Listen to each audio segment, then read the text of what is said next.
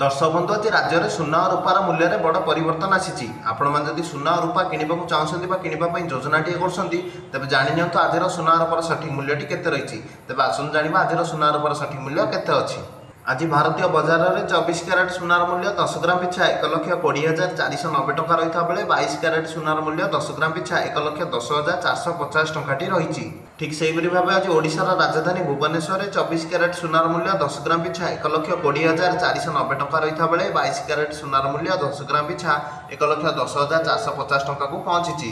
ठीक से भाव आज नुआदिल्ली में 24 क्यारेट सुना प्रति 10 ग्राम पिछा 1,20,640 टका रही बेले 22 क्यारेट सुनार मूल्य 1,10,600 टकाटी रही। आज मुंबई में 24 क्यारेट सुना 1,20,490 टका और 22 क्यारेट सुनार दर 1,10,450 टका रही।